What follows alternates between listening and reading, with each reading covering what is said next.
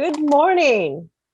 I'm Holly Coriel, a member of the Board of Trustees of Tahoma Unitarian Universalist Congregation, and my pronouns are she, her, they. We welcome all who are joining us with a longing for community, the hope for peace, and who are seeking justice. We are a diverse congregation which encourages each one of us who comes through our doors to find their own truth and belief. We invite all to join us in a search for meaning and community guided by reason, respect for each other, and by love. The wonderful thing about this virtual platform is that we have the opportunity to welcome guests outside our traditional geographical area. In past Sundays, we have visitors across the country, I think today from Colorado, but in the past from as far away as England. So a special welcome to our new friends and our returning friends from near and far away. You can find all of our announcements this week in our e-news, and some highlights include these programs. Today at noon, join the Soul Matters Deep Dive Drop-In Gathering with Doug Taylor, and what does it mean to be a community of deep listening? If you missed registering for the new 6-week adult religious education program, Spirituality and Aging Well, registration has been reopened until tomorrow, and the program is scheduled to begin on Tuesday, October 27th. The program is limited to 12 participants, so please register as soon as possible. On Tuesday at 6, Mary Berry and Kat Bilnowski bring the last Tuesday dinner gatherings to Zoom, where you can bring your own dinner and join in for some social time online. Arian Babcock will offer Unitarian Foundations, an adult religious exploration program on Wednesday, October 28th at 6 o'clock. Nancy Slocum, Director of Religious Exploration for Children and Youth, invites elementary school children to Kids Chapel today at 11:30. And then at 12:30, it's election time for elementary schoolers for a look at why elections are so important, what they're all about, as well as a chance to practice voting. At 4 p.m., there's middle school hangout. Next Sunday, November 1st at 4 p.m., middle school and high schoolers are invited to Introduction to Religion, the first in a monthly series of programs. Be sure to check the calendar for upcoming programs for children and youth, including Clone Wars watch parties. Some programs require registration and others are drop-in. You can find information for each by visiting our church calendar online or in our e-news that you will find on our website, and you can also subscribe to it there. Boy, that took a while to get through all those activities, and it really speaks to the work of this congregation and the ongoing enrichment of congregants during this extended period of different time for us all. So with that in mind, it takes resources, and we appreciate everyone who's participating and digging into their pockets and giving just a little more this year of themselves, of their time. It's all a wonderful, appreciated contribution. So on that last note, let's prepare to gather in worship. Ding.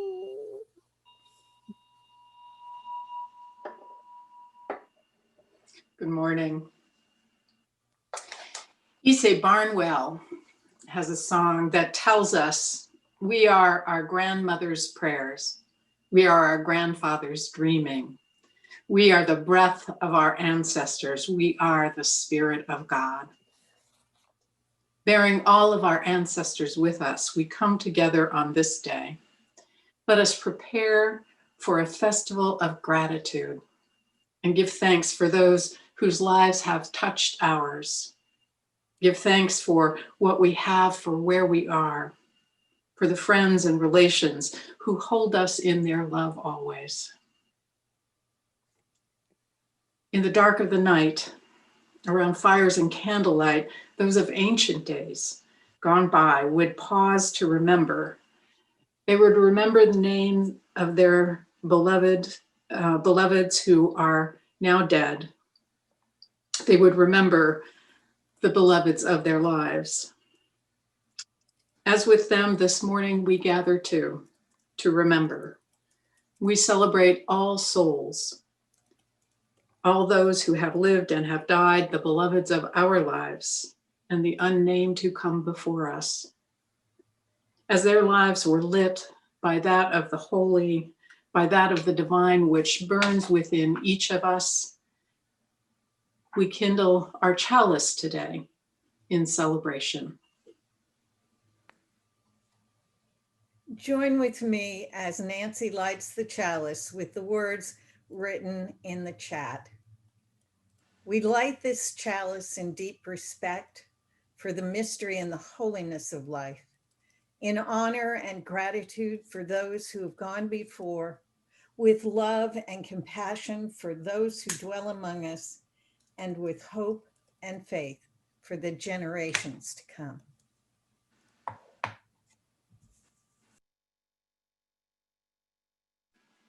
As we have in past weeks, we invite the words of our friend and board president, Cindy Hackett. We're doing a little bit of a mini drive. You should be receiving information in the mail. Listen to these words of Cindy to lift us up and remind us of what we give for and to.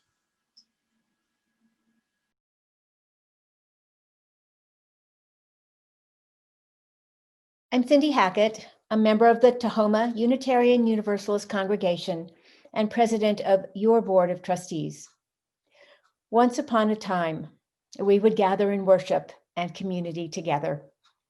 In my magical thinking moments, I see us doing that again next Sunday. In my reality thinking moments, I'm ever so grateful that we can still do that virtually. What is quite amazing are the wonderful opportunities for meaningful community and just plain fun our staff has conjured during this challenging time. I look forward to Sunday mornings to provide the sustenance I need to help me power through my week. Reverend Linda Hart, Director of Religious Exploration Nancy Slocum, Ministerial Intern Arian Babcock, and Administrator Libby Ball, along with the production team, have buoyed my heart, my mind, and my spirit every Sunday. Tea time, movie group, the 5-week workshop on the sources of UU spirituality, all have provided opportunities for community, thoughtful interaction, and much laughter. Lately, I've launched into the Race Matters discussion group facilitated by the Social Justice Committee. What a supportive, powerful experience. And if you missed the recent talent variety show, oh my, what a blast. I hope many of you have also zoomed into Sunday services or found them on YouTube from the TUUC website and some of the other experiences available. Or maybe you have been meeting online with your covenant group. Check the calendar and e-news for the many, many options to connect. And I hope you have found these experiences inspiring, enriching, heart-opening, and supportive. Using the word that has popped up over the last 6 months, we have done our darndest to pivot with technology to keep our community vibrant and accessible. We care deeply about you and are so looking forward to the time when we can be worshiping together again in our building. What we did not do after this gutting pandemic paused our opportunity to be together in physical space was hold our regular spring stewardship drive. We have asked you to support us financially as best you can, to continue giving at the same level, to increase support if possible, and to let us know if your financial situation means you must pause your support. Frankly, the fiscal consequences of the pandemic have impacted our income significantly. We still need to pay our staff, pay our bills, and maintain the building so it's ready for us when we can meet together again in person. And we have discovered that the technology to keep us connected and sustained is more expensive, and everything takes more time. Please think about how you can make a financial contribution to TUUC. Our spiritual lives, our beloved community needs your support.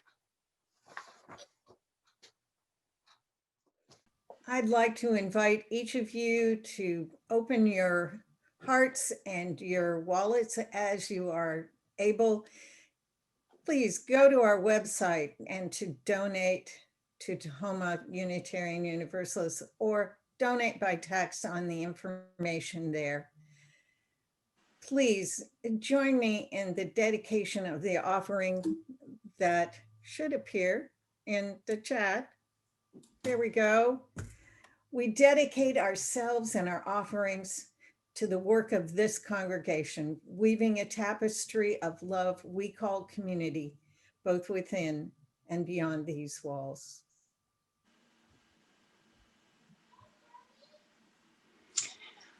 I wish we were together, sitting in our sanctuary this morning. This is one of our special services, one that is deeply meaningful to me, and I hope for you as well. It's a time to pause here in the fall as the leaves are going down, as we move towards winter. It is a time to pause and remember those who we have lost in this last year or during our lives. Around the world, there are folks who, cultures that pause to remember their beloved dead. When I visited Tokyo many years ago now in the fall, I was touched by the times that I had to pass through their burial grounds there. It had just been the festival of the ancestors, and folks had come out and tidied up around all of the memorial stones and left fresh flowers, recognizing those folks who, their beloveds who had died. And it was a lovely, lovely kind of thing. One of the things about the cemeteries in Tokyo was that they were places of life as well, places that people walked through regularly. They were on walking paths to get from one part of the city to another.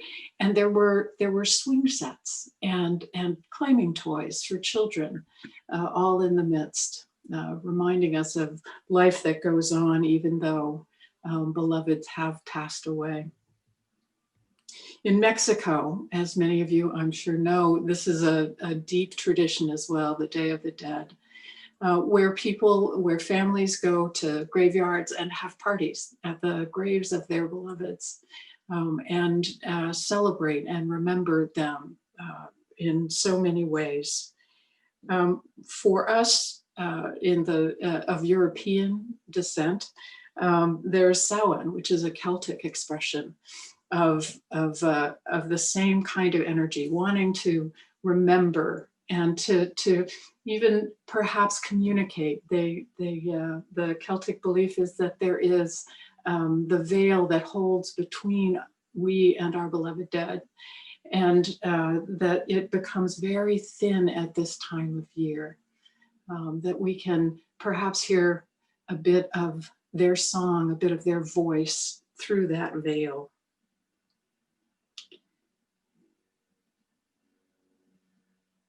This is when we pause to remember, perhaps make contact, let folks know that we remember them, that they have not been forgotten.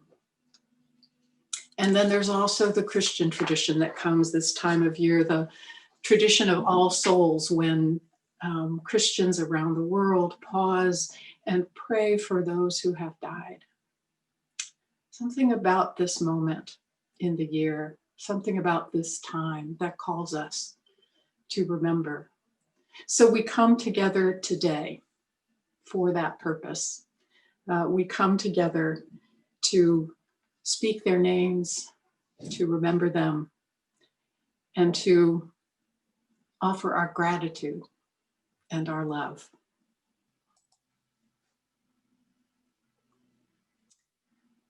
We are invited to remember our beloveds in these times.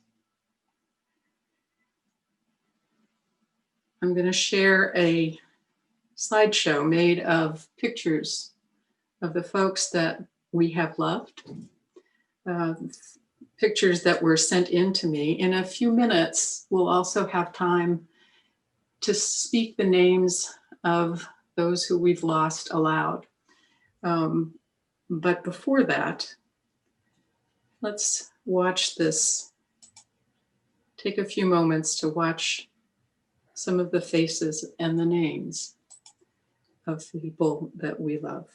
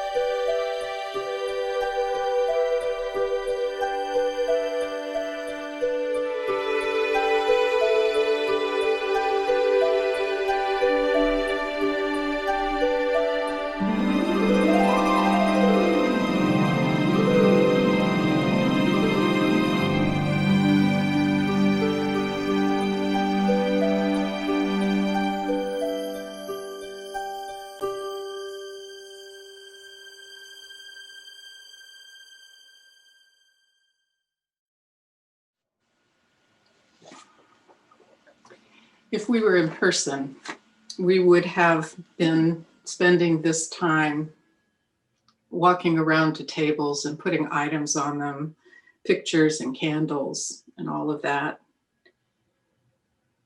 Let us pause for a moment here just to remember those faces that we've seen and to think about those folks whose lives we want to remember, whose names we want to speak. Remember those people who we hold in our hearts. Remember his laughter or the warm touch of her hand.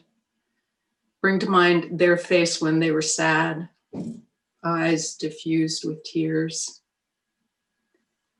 Hold in your heart the sparkle of her joy spilling out around her. Remember the embraces and the quiet moments. Remember the shared fun. Remember the play. And don't forget the complexity of those feelings that are there for anyone who we love. Touch in your hearts the tensions, the pain that perhaps was present sometimes between you and this companion. Whole people have bumps and bruises and warts that define them as much as the blessings that they bring. Call to mind those whole people that you are remembering right now. In the book Some, a story is told about how people are kept in a waiting area. People who have died are kept in a waiting area as long as people who are alive are saying their names. We never learn what's next in this short story about death. But we know that some have been there in this waiting room for a long time, like George Washington, for example, and other historical people. Place names that include a person.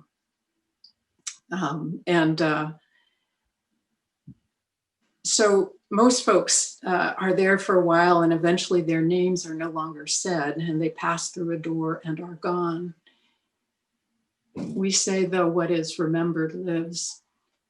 And today we are going to say their names, remember them, and love the gift that they have given us.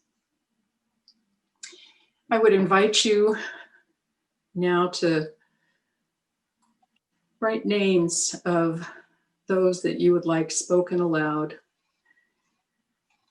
And Patty and I will read them as Nancy lights candles. It may not be a light for every single name, but know that one of them is lit for you and your beloved.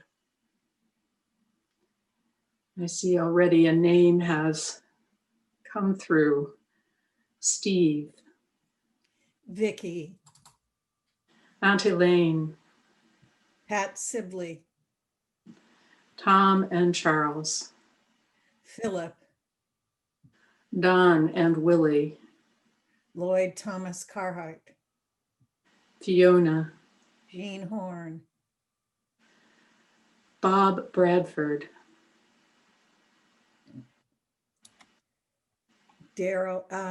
Grace,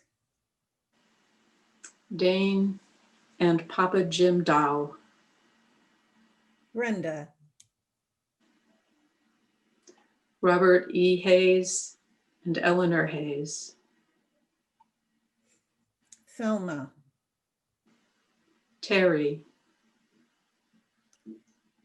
Peter Bittner, David and Howard. Maxine Shami, Louise. Gwen Perkins, Diane Carhart. and Soltoff Siegel, Vicky. Dwayne, Beatrice, and Todd. Y'all are coming too fast and furious. Richard Lewis Oliver. Mary Kay and Paul Brown, Evan. Kathy Strickland, Ron Leone. Captain Ken Barnett,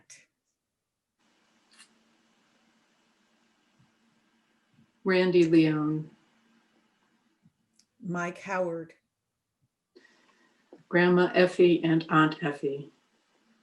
Jean from Facebook, Linda Putz. my dad, Marty Rishlin,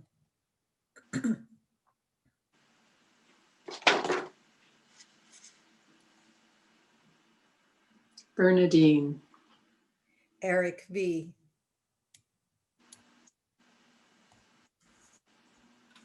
Mark Massauer, Jan Barkley, Katie Seltzer, Wilbur Wilson, Al Camazel, Sally Craig. Charlie, Lucille. Ann Carhart,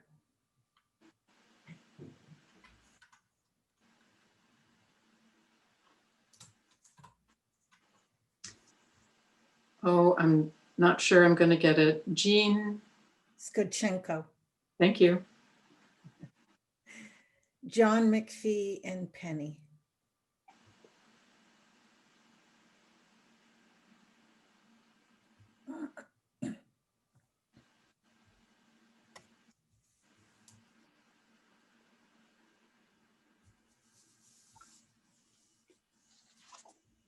Look at all the light, my friends. Joan Brack. Look at all the light. The brightness of our love, the brightness of their love for us.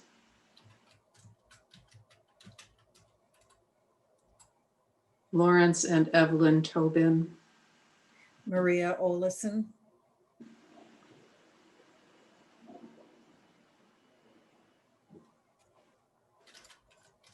Let us continue on now. Christine. Oh, my friends. Oh, my friends. Let us continue on in a spirit of prayer and meditation together, taking a deep breath in and out. So many beloved, so many lives that have come into our own, to more Ruth, Sibley, and Gentry. I invite you to pause now, breathe, and come into the awareness of those gifts beyond imagining, and gifts of these lives, gifts of time and energy, of love and care. We have gathered here and we have brought our memories, happy and bittersweet, loss that is still fresh, loss that has mellowed into peace, loss that is always with us. We gather in the presence of a mystery, that life is at all, that we know the pleasures of family and friends, that we can celebrate the gentle joys of community and companionship, that we have breath at all is a mystery, that we live is itself a mystery. In the presence of these memories, these spirits who still touch our lives, let us open our hearts in thanksgiving. Thankful for their presence in our lives. Thankful for the blessing of time that was ours to share with these friends, with these loved ones, these partners, these companions. Let us open our hearts with gratitude for all they have given us. And let that gratitude spill over the loss that we feel. Let it fill that which is left empty within us. Gratitude for all the gifts, living on here in these pictures, in these names, in our hearts and in our lives. Let us open in our hearts too. Let our hearts open in thanksgiving for those who still grace our lives. Our time is too short to be taken with petty disagreements and angry divisions. Our time is too short to hold our love within. Let us open to those around us for the treasures they yield into our lives. Open to those around us for the treasures they may find within our hearts. That precious and wondrous spark of life that each of us embody. The world is more mystery than not, and we are ever in the presence of gifts beyond measure. In the quiet of this time, may we reach to touch that treasure, that giftedness. And as we return to our lives, may we carry within us a sense of kindness and gentleness, of gentle love and care and compassion for those who fill our lives.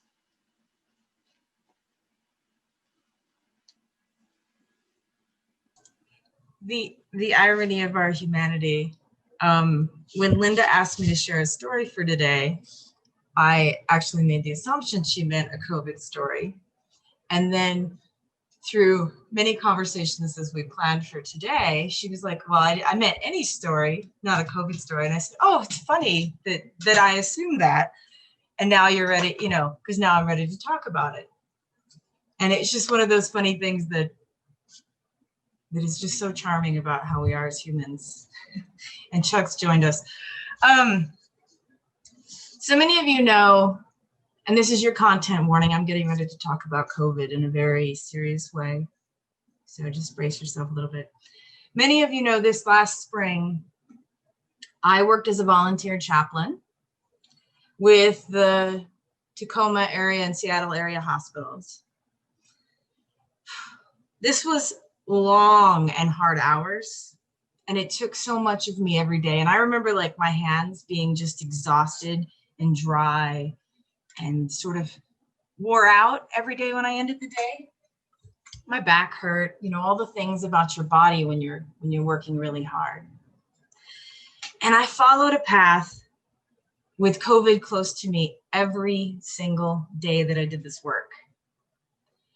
And I have to tell you that this time is something that unfolded into a gift of prophetic witness for me. But I didn't know that then. Then I was just tired. It's only in reflection that I realized it was prophetic witness. So I now get to rest with my thoughts about what it means to shepherd so much death,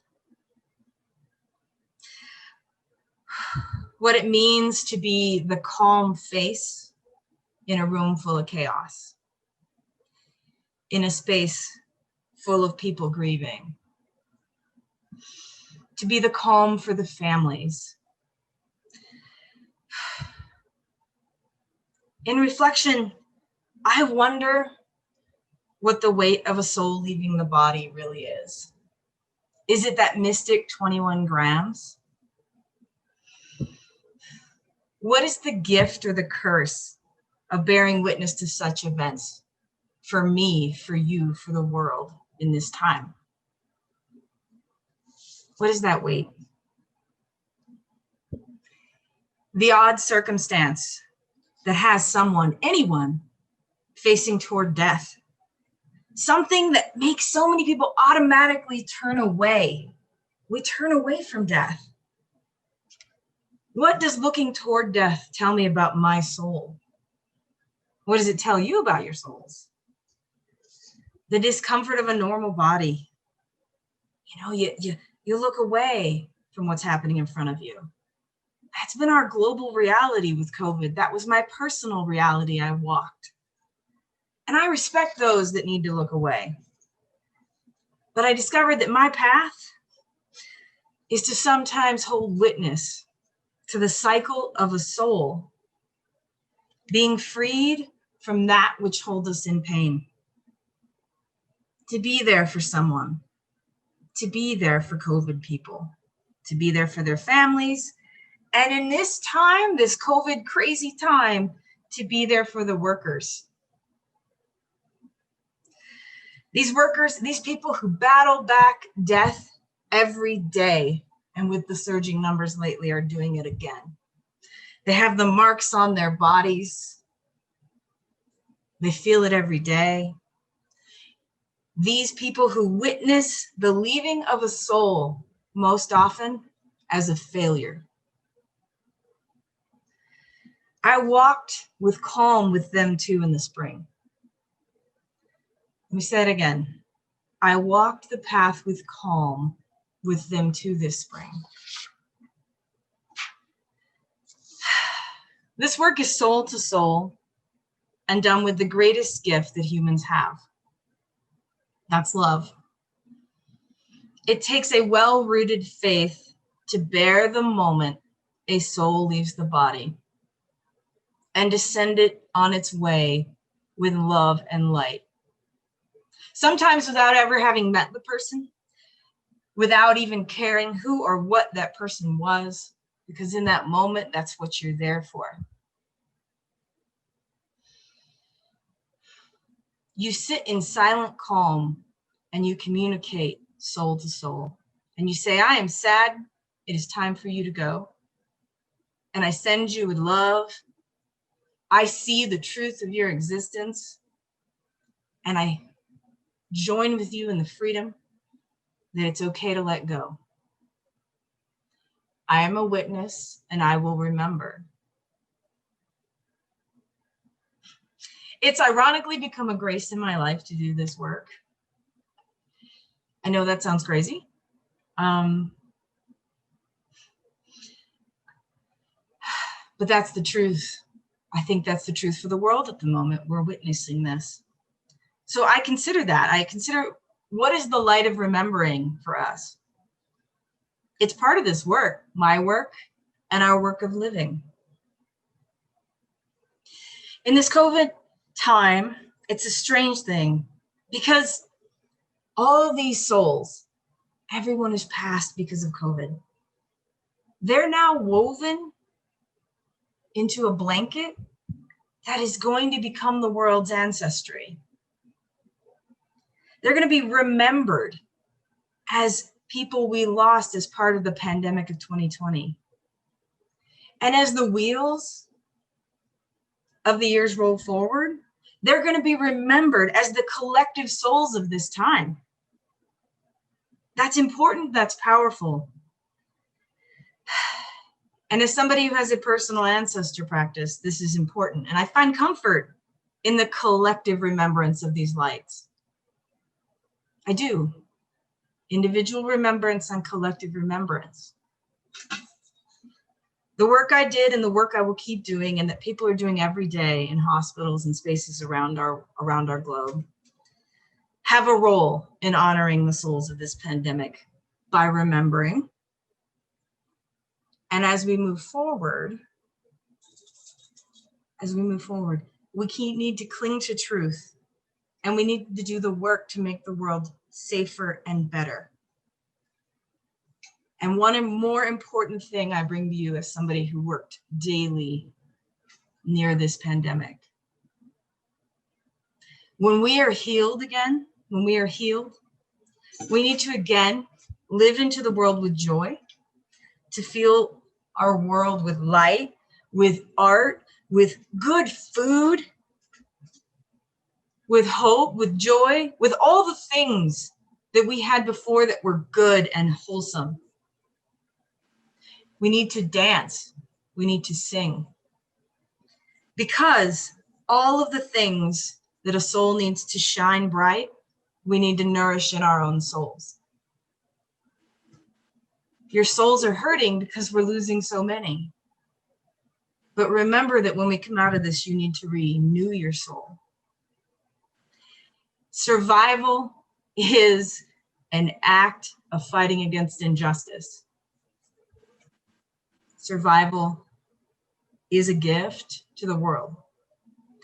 When you take survival and grow into thriving, though, you become the brightest light you can be. Let your light shine, and by letting it shine, you're honoring those who passed. Be the light, be the chalice, honor our collective souls from this pandemic. That's my ask, and that's my love to you. Amen, blessed be, Bishéolé.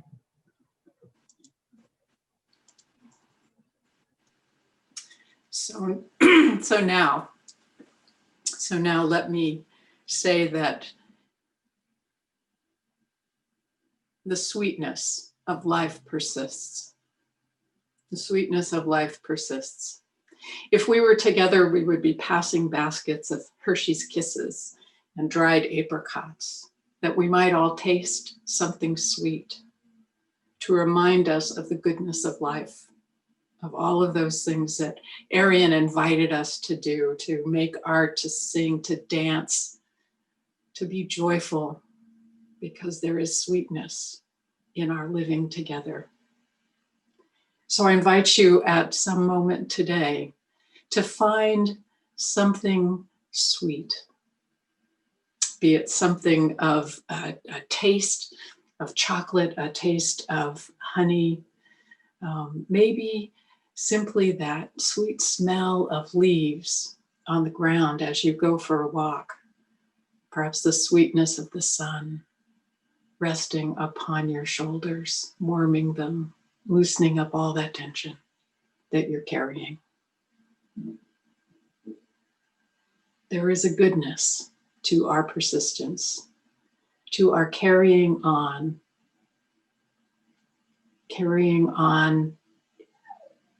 in our lives and in our living.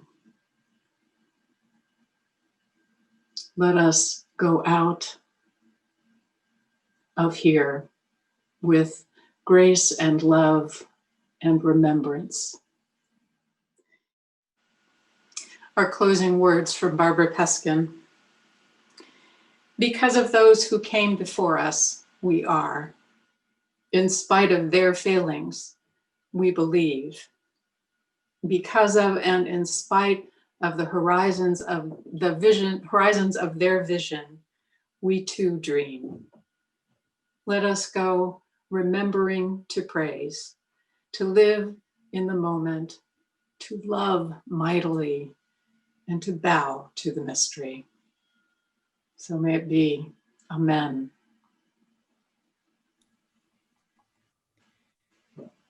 As Nancy extinguishes our chalice, please join me with the words written in the chat.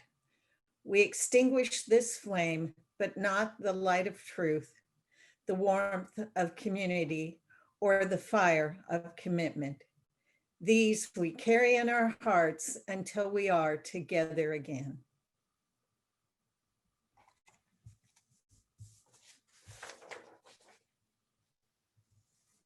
And join me in the closing blessing song. From you I receive, to you I give. Together we share, and by this we live.